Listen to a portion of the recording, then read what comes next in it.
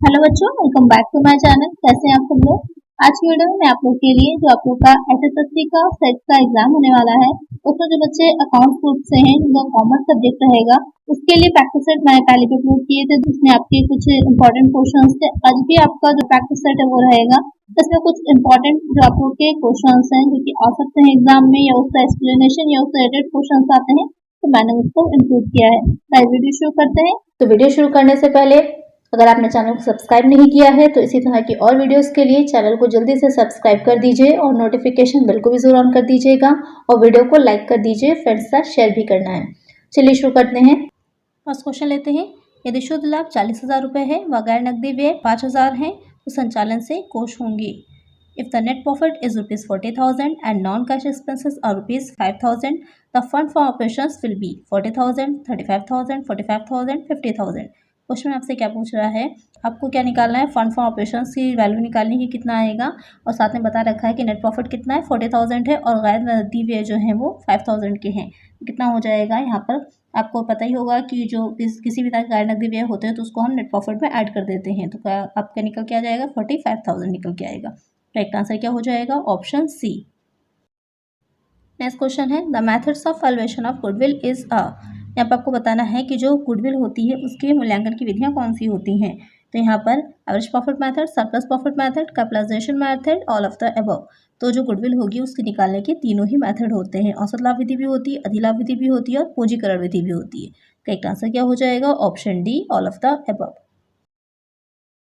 Next question है, Walter के अनुसार फर्म को 100% लाभांश देना चाहिए यदि according to Walter a firm should pay 100% dividend if R is greater than K, R is equal to K, R is less than K, none of the above.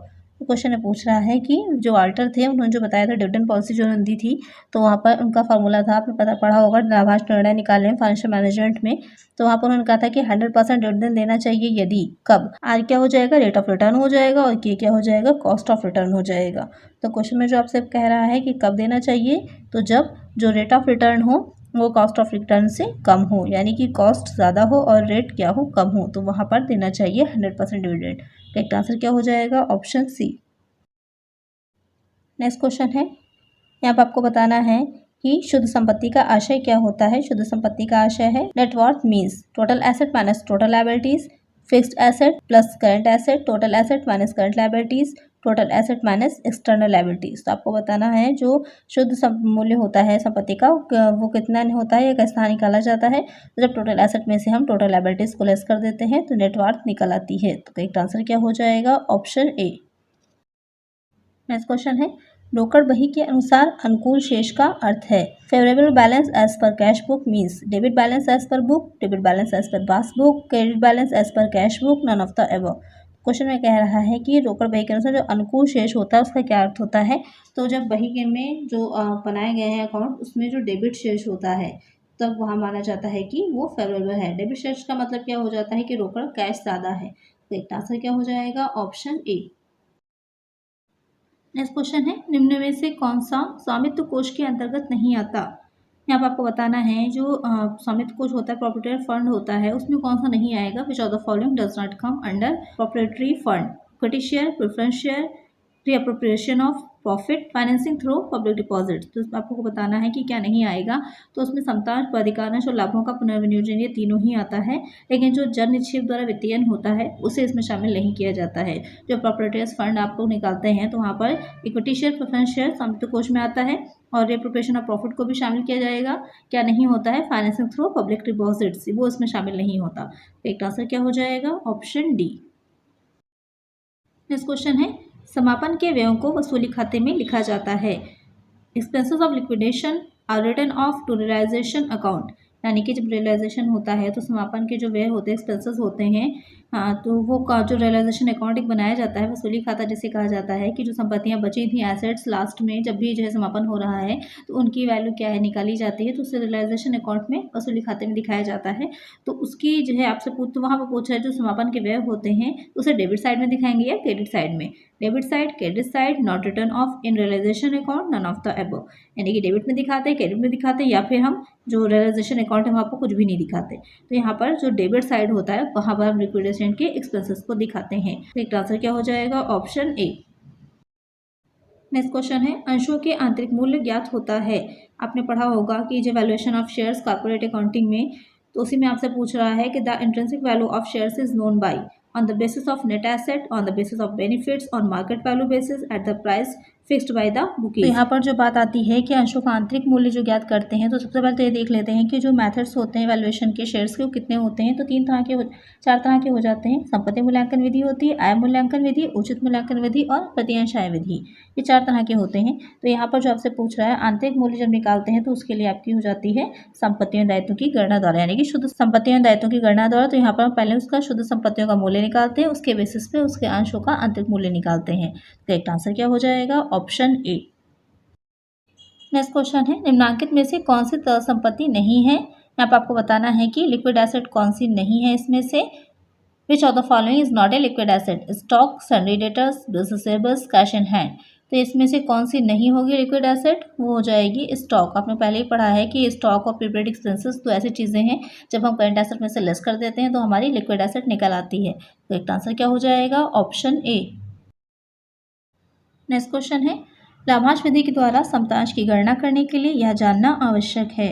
In order to calculate equity shares by dividend method, it is necessary to know net assets, face value of shares, total capital of the company, simple rate of the dividend। यहाँ पर question में आपसे पूछ रहा है कि जो लाभांश विधि होती है, जो उसके बेसिस पर हम निकाल रहे होते हैं समतांश की वैल्यू, तो वहाँ पर क्या चीज़ इंपॉर्टेंट होती है। तो आपको मैंने बताया था कि 4 तरह के मेथड्स होते हैं। तो यहाँ पर जो आय मूल्यांकन विधि है, यील्ड और इनकम वैल्यूएशन मेथड होता है, उसमें भी जब हम basis of rate of dividend यानी लाभांश आय के आधार पर निकालते हैं, लाभांश विधि के आधार पर निकालते हैं, तो वहाँ पर उसका जो रेट है, रेट ऑफ डिविडेंड, उसको निकालना हमारे लिए इंपॉर्टेंट होता है। जब तक लाभांश की सामान्य दर हम नहीं निकाल पाएंगे, हम उसका मूल्य नहीं निकाल पाते हैं, वैल्यू नहीं निकाल पाते हैं शेयर की। तो इसका फॉर्मूला जो निकालने का होता है, तो डिविडेंड इंटू 100 अपॉन क्या हो जाता है? पेड अप इक्विटी कैपिटल से निकल आता है हमारा लाभांश की सामान्य दर। उसके बाद हम उससे रख करके आगे अंश का वैल्यू ऑफ शेयर निकाल लेते हैं कि जो हमने रेट ऑफ डिविडेंड निकाली होती है इंटू एक अंश पर चुकता राशि कितनी, paid up value of equity share, वहाँ पर एक अंश की वैल्यू रखनी है आपको और नीचे आ जाएगा अपॉन में नॉर्मल रेट ऑफ रिटर्न, आपका वैल्यू ऑफ शेयर निकल आता है इक्विटी शेयर।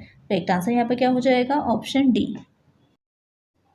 नेक्स्ट क्वेश्चन है, यदि अप्राप्य व संदिग्ध ऋणों के लिए प्रावधान में कमी कर दी जाए तो निम्न परिणाम होगा। If the provision for bad and doubtful debts is reduced, the following will result: increase in net profit, decrease in net profit, gross aged, decrease in gross profit. तो क्वेश्चन में कह रहा है कि यदि अप्राप्य और संदिग्ध ऋण की जो प्रोविजन किया जाता है, यानी कि जो प्रोविजन किया जाता है बैड एंड डाउटफुल डेब्ट्स के लिए, अगर उसको घटा दिया जाए, कम कर दिया जाए, तो उससे क्या इफेक्ट पड़ेगा? शुद्ध लाभ में वृद्धि होगी, शुद्ध लाभ में कमी होगी, सकल वृद्धि होगी, सकल लाभ में कमी होगी। तो यहाँ पर उससे क्या होगा? शुद्ध लाभ में वृद्धि हो जाएगी, क्योंकि लाभों में से ही तो किया जाता है, जो प्रावधान किया जाता है, इसलिए लाभों में वृद्धि होगी। तो करेक्ट आंसर क्या होगा? Option A.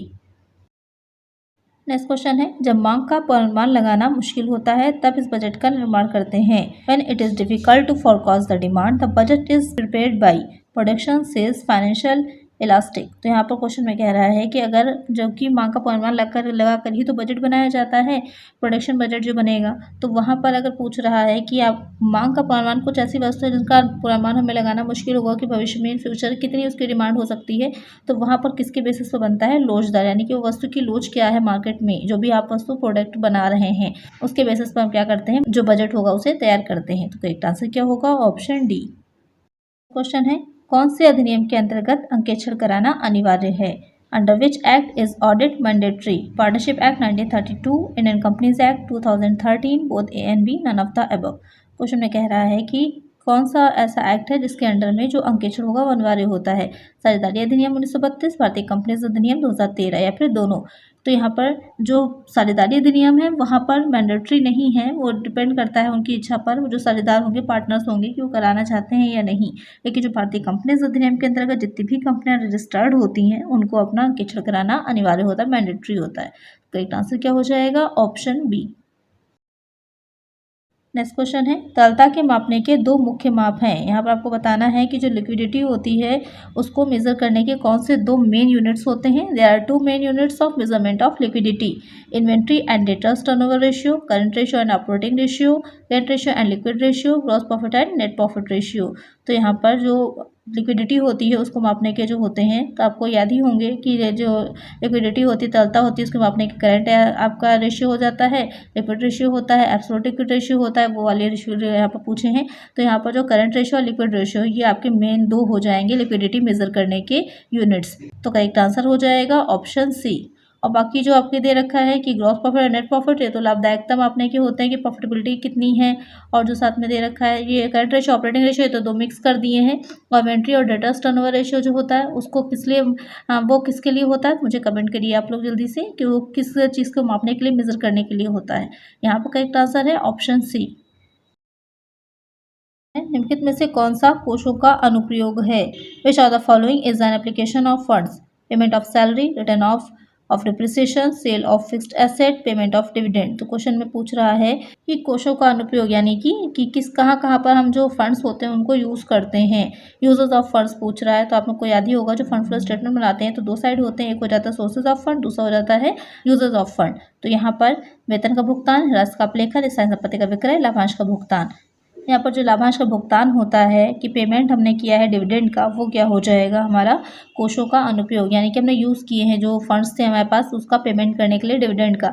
तो यहाँ पर करेक्ट आंसर क्या हो जाएगा ऑप्शन डी। बाकी जो वेतन का भुगतान या राशि का अपलेखन है, ये दोनों चीज़ें तो आप दिखाते नहीं है इसमें फंड फ्लो स्टेटमेंट में, से तो हम जो है उसमें दिखाते हैं जो एडजस्ट P&L होता है। और जो स्थायी संपत्ति का विक्रय है तो वो तो आपका क्या हो जाएगा सोर्सेज ऑफ फंड हो जाएगा। करेक्ट आंसर होगा ऑप्शन डी। संचालन अनुपात है, operating ratio is profitability ratio, activity ratio, solvency ratio, none of the above. तो जो ऑपरेटिंग रेशियो है वो किस तरह का रेशियो है, वो हो जाएगा प्रॉफिटेबिलिटी रेशियो होगा। पहले हम निकालते हैं gross profit ratio, net profit ratio, फिर ऑपरेटिंग रेशियो, तो वो हो जाता है लाभदायकता अनुपात। करेक्ट आंसर क्या हो जाएगा ऑप्शन ए। नेक्स्ट क्वेश्चन है, हरण किए गए अंशों के पुनर्निर्गमन के पश्चात अंश ऋण खाते के शेष को हस्तांतरित किया जाता है।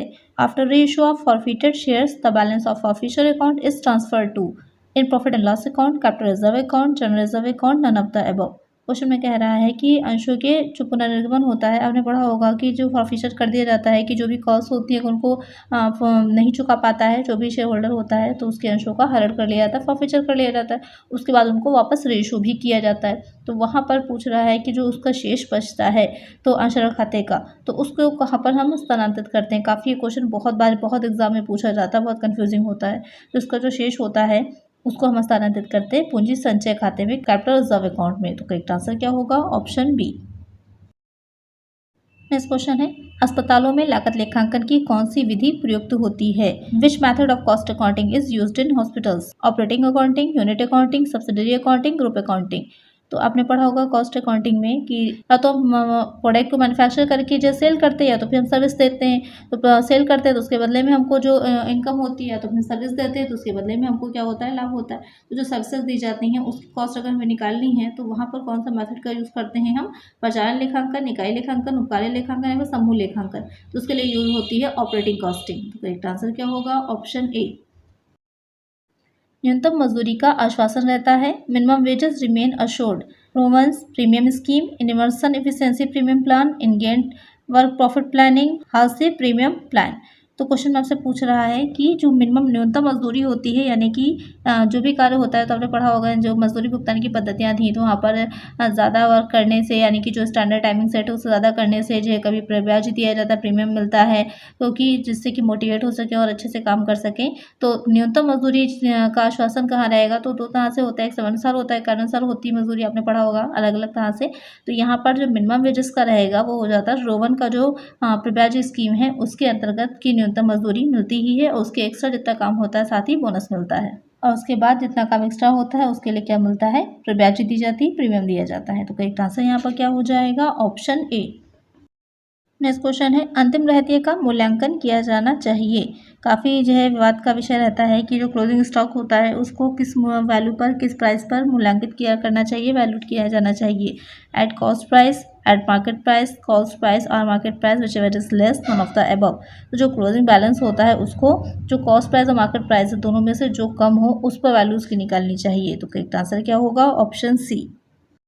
नेक्स्ट क्वेश्चन है, भारतीय अनुबंध अधिनियम लागू किया गया। The Indian contract act was enacted 1 September 1860, on 1 सितंबर 1872, 2 अक्टूबर 1947, 15 अगस्त 1947। तो आपको बताना है कि जो भारतीय अनुबंध अधिनियम था वो कब से लागू किया गया था। तो लागू किया गया था 1 सितंबर 1872 से। 1872 तो हम सभी को याद रहती है, जो आगे की मंथ होता है उसको हम लोग भूल जाते हैं। तो 1 सितंबर 1872 से लागू किया गया था। तो करेक्ट आंसर होगा ऑप्शन बी।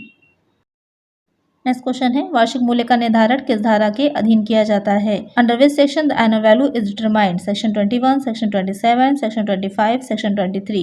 तो आपने इनकम टैक्स में इनकम फ्रॉम हाउस प्रॉपर्टी पढ़ा होगा, वहाँ पर हम निकालते हैं एनुअल वैल्यू को। तो एनुअल वैल्यू जो होती है तो वहाँ पर धारा तो सेक्शन 23 और 24 काफ़ी इंपॉर्टेंट रहती है। सेक्शन 23 में आ जाती है एनुअल वैल्यू और 24 में क्या होता है, जल्दी से मुझे कमेंट करके बताइए कि जो सेक्शन 24 है उसमें हम क्या निकालते हैं। करेक्ट आंसर क्या हो जाएगा, ऑप्शन डी। नेक्स्ट क्वेश्चन है, निम्नलिखित में से कौन सी लेखांकन की अवधारणा नहीं है? Which of the following is not an accounting concept? Conformity concept, bilateral concept, true and fair concept, concept of going on business. तो क्वेश्चन में कह रहा है कि कौन सा अकाउंटिंग का कॉन्सेप्ट नहीं है। फर्स्ट चैप्टर ही है जो आप लोगों ने फाइनेंशियल अकाउंटिंग में पढ़ा था, उसमें बताया गया था कि लेखांकन की अवधारणा है, लेखांकन के आधारभूत सिद्धांत, इन सब के बारे में। तो वहाँ पर कौन सा उसकी अवधारणा नहीं होगी? तो अनुरूपता की अवधारणा भी है, द्विपक्षीय अवधारणा भी और चालू व्यवसाय की अवधारणा भी। कौन सी नहीं है? सत्य एवं उचित अवधारणा, ये कोई भी कॉन्सेप्ट नहीं है अकाउंटिंग का। एक आंसर क्या हो जाएगा, ऑप्शन सी। नेक्स्ट क्वेश्चन है, निम्नलिखित में से कौन सा बजटीय नियंत्रण का लाभ नहीं है? Which of the following is not an advantage of budgetary control? Helps in coordination, helpful in market segmentation, improvement in planning, non of the above. Question में कह रहा है कि कौन सा बजटीय नियंत्रण का लाभ नहीं है? समन्वय में सहायक होना, बिल्कुल होता है समन्वय में, कि जब हम बजटीय नियंत्रण करते हैं, बजट बनाते हैं अलग अलग तरह के, तो उसमें कई तरह के बजट बनाते हैं। तो उसमें मास्टर बजट भी बनता है। तो जो मास्टर बजट जैसे होता है तो सारे जितने भी बजट आपने बनाए उन सबका एक समरी होती है। तो उसमें क्या रहेगा, आपस में समन्वय करना अलग अलग डिपार्टमेंट में ईजी हो जाता है। नियोजन में भी सुधार करता है कि प्लानिंग अच्छी होती है, तभी उसी के बेसिस पे आगे जो भी हम काम करते हैं तो उसमें जो भी हमने टारगेट गोल्स रखे थे उनको हम आसानी से अचीव कर पाते हैं। तो ये दोनों ही तो हो जाएंगे, लेकिन जो बाधा विभक्तिकरण होगा उसमें किसी भी तरह से बजटीय नियंत्रक जो है होता है वो हेल्पफुल नहीं रहता। तो करेक्ट आंसर क्या हो जाएगा, ऑप्शन बी। नेक्स्ट क्वेश्चन है, समता अंशधारी होते हैं। Equity share holders are company's customers, owner, creditor, none of the above. बहुत ही इजी सा क्वेश्चन है, लेकिन उतना ही कंफ्यूजिंग भी होता है कि जो इक्विटी शेयर होल्डर्स होते हैं वो क्या होते हैं। तो इक्विटी शेयर होल्डर्स जो होते हैं वो कंपनी के स्वामी कहलाते हैं, कंपनी के ओनर कहलाते हैं। तो करेक्ट आंसर क्या हो जाएगा, ऑप्शन बी। नेक्स्ट क्वेश्चन है, नाममात्र खाते का जमा शेष इंगित करता है। The debit balance of the credit balance of a nominal account indicates business expenses, losses of business, income and receipt in business, business assets. तो क्वेश्चन में पूछ रहा है जो नॉमिनल अकाउंट होते हैं, आपको पता ही होगा 3 तरह के होते हैं अकाउंट्स, पर्सनल अकाउंट होता है, रियल अकाउंट होता है और नॉमिनल अकाउंट्स होते हैं। नॉमिनल अकाउंट्स में कौन से आ जाते हैं, जो भी आपके लॉसेस होते हैं, जो इनकम होती है वो आ जाती है। तो यहाँ पर जो नॉमिनल अकाउंट है उसका क्रेडिट बैलेंस अगर आ रहा है, क्रेडिट बैलेंस आने का क्या मतलब हो जाएगा, डेबिट साइड कम है और क्रेडिट साइड बड़ा है। तो वहाँ पर जो क्रेडिट बैलेंस आ जाएगा वो क्या होता है, income and receipt in business हो जाती है। तो करेक्ट आंसर होगा ऑप्शन सी। यानी कि जो प्रॉफिट्स होते हैं, जो भी रिसिप्ट एक्स्ट्रा हुई है, इनकम हुई है बिजनेस को, जब क्रेडिट बैलेंस आपका ज़्यादा होगा और डेबिट बैलेंस कम होगा, डेबिट साइड में आपके सारे एक्सपेंसेस आ जाएंगे, क्रेडिट में आ जाएंगे सारे प्रॉफिट्स या जितनी भी इनकम्स आई हैं उसकी। तो इनकम जब ज़्यादा है और आपका जो एक्सपेंसेस है वो कम है, तभी तो क्रेडिट बैलेंस हुआ, तब आपको क्या होगा, इनकम होगी, रिसिप्ट होगी, प्रॉफिट होगा। करेक्ट आंसर होगा ऑप्शन सी। नेक्स्ट क्वेश्चन है, पिछले 3 वर्षों के लाभ 6,000, 13,000 तथा 8,000 थे। ख्याति का मूल्य औसत लाभ के 2 वर्षों के क्रय पर होगा। यहाँ पर आपको क्या निकालना है, गुडविल की वैल्यू निकालनी है एवरेज प्रॉफिट मेथड से। The profit for the last 3 years were rupees 6,000, rupees 13,000 and rupees 8,000. The value of goodwill at 2 years purchase of average profit will be rupees 27,000, rupees 9,000, rupees 18,000, rupees 81,000. यहाँ पर आपको क्या निकालना है, goodwill की value निकालनी है। गुडविल की वैल्यू निकालने के 4 मेथड्स होते हैं, कौन कौन से, average profit method, super profit method, capitalisation method और फोर्थ हो जाता है एन्युटी मेथड। यहाँ पर आपको निकालना है एवरेज प्रॉफिट मेथड से। तो इसका आंसर आप लोग मुझे कमेंट करिएगा, आप लोग कमेंट नहीं करते हैं, कमेंट ज़रूर क्या करिए। नेक्स्ट वीडियो में मैं बताऊंगी कि इसका करेक्ट आंसर क्या है। अब नेक्स्ट क्वेश्चन है, अयाचित पूंजी का वह भाग जिसे कंपनी के समापन के समय यात्रित किया जा सकता है कहलाता है।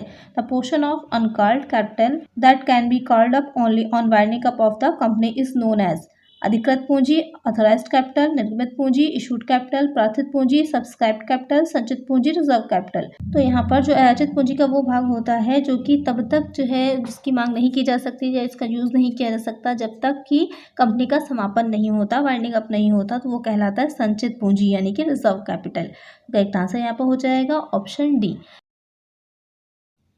नेक्स्ट क्वेश्चन है, साझेदारी का समापन किस कारण हो सकता है? द पार्टनरशिप में come to an end due to the साझेदार की मृत्यु, डेथ ऑफ ए पार्टनर, किसी साझेदार का दिवालिया होना, इंसॉल्वेंसी ऑफ ए पार्टनर, सभी साझेदारों की सहमति द्वारा, कंसेंट ऑफ ऑल पार्टनर्स, उपयुक्त सभी, ऑल ऑफ द अबव। तो जो क्वेश्चन में कह रहा है कि जो पार्टनरशिप होती है, साझेदारी होती है, उसका समापन जो होगा तो उन तीनों ही कारणों से हो सकता है। कंपनी की हम बात जब करते हैं तो किसी भी जो उसका सदस्य होते हैं या संचालक होते हैं उनकी मृत्यु का कंपनी पर कोई इफेक्ट नहीं पड़ता, ना ही उनके दिवालिया होने पर। लेकिन यहाँ पर जो साझेदारी होती है वहाँ पर पार्टनर की डेथ का या फिर पार्टनर के इंसॉल्वेंट होने का, इन सब का इफेक्ट पड़ता है साझेदारी पर। तो यहाँ पर करेक्ट आंसर होगा ऑप्शन डी। तो आज की वीडियो में इतना ही, मिलते हैं नेक्स्ट वीडियो में कुछ और नए क्वेश्चंस के साथ। अगर वीडियो अच्छी लगी है तो वीडियो को लाइक ज़रूर करिएगा, फ्रेंड्स साथ वीडियो को शेयर भी ज़रूर कर दीजिएगा, और अगर अभी तक चैनल आपने सब्सक्राइब नहीं किया है तो सब्सक्राइब भी ज़रूर कर दीजिएगा। मिलते हैं नेक्स्ट वीडियो में। Thank you.